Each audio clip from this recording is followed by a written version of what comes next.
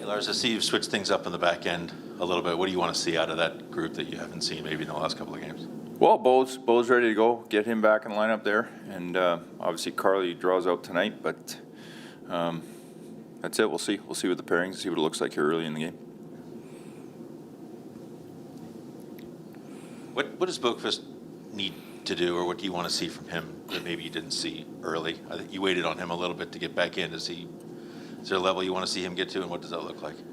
Yeah, well, Beau is dealing with a lower body issue. We want to make sure he's good to go first and foremost. I mean, you don't want to get him in and be out right away.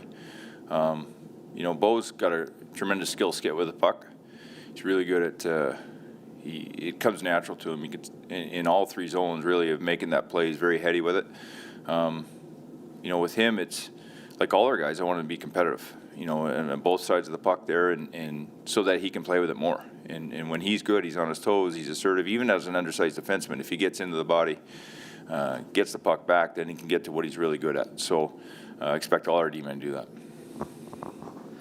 Defensively, he's looked at the tape from the last two games. Were there any common denominators of some of the mistakes that you had, or were they just kind of one-off ththings that happened as a game goes on and things kind of get hectic?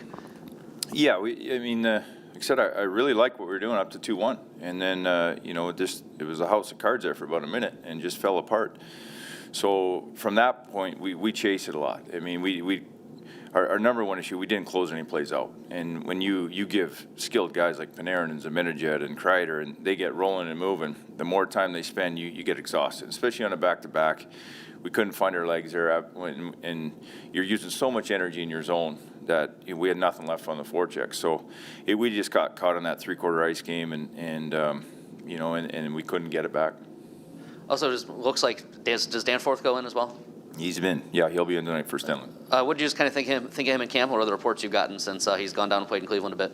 Yeah, he was most deserving. We called down, and I don't know a lot about him, other than just camp, and I thought he had an average camp, and he admitted to that too. I think, it's been a while since he's been there, and he's excited. I mean, it's going to be his first NHL game, and anybody who's put a sweater on for their first NHL game, I don't care what age you are, there's going to be butterflies and excitement, and that's what I want. I want that energy from him. I think he's a hard-working player. I think he's a tenacious player, and I want to see that tonight.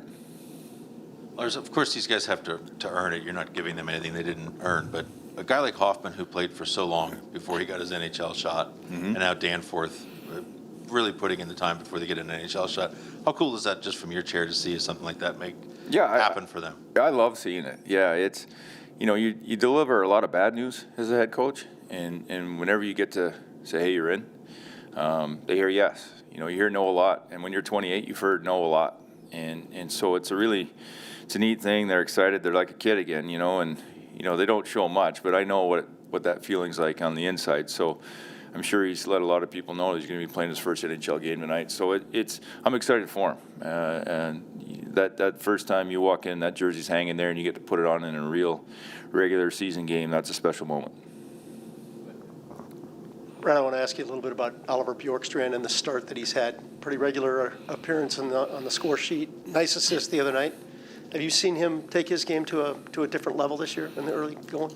I think he's just been himself, and we talked a lot about, you put a letter on him, and it shouldn't change who he is. He got the letter because of who he is and what he's gone through, and, he finds a way to get on the score sheet a lot, and that's, we're hoping for more of that even from him, and it's not just from his goals, the way he distributes the puck pretty well too. I think he's been getting better since that line. I think that line's done a good job together, him, Boone, and Gus, so we're going to need him. We're going to need him to produce, but playing on his toes, assertive, aggressive, playing that attacking game, that's what I want from Oliver. You mentioned that letter. He's a quiet guy, I think, by nature, but he wants to lead by example on the ice. Maybe is that what we're seeing here? It's way better when guys lead by example than talking a lot, right? Talk is cheap, as the old saying goes. So I think Werenski is another guy as that example. He's not a big talker, and that's fine. I have no issues with guys not talking a lot and letting their play do the talking. And those are the guys, I think, they're figuring out the moments when they need to step up and talk. But as long as they're playing hard and doing the intangibles that they've set the bar for themselves and continue to push those and lead by example, I think then we're in a good spot. Lars, it must have been good for you to see Domi out there this morning. Is there a sense for how far the road is back for him, given what he's gone through? I don't know. I got to talk. I know he skated yesterday too, and we'll see how he is energy-wise. And you know, everybody reacts different coming back from COVID, right? It's not one size fits all here. So you know, I'll check with our guys here this morning and see where he's at, and hopefully back sooner than later. What's that? Elvis tonight. Yep. You like those pads? No comment. Let's go with that.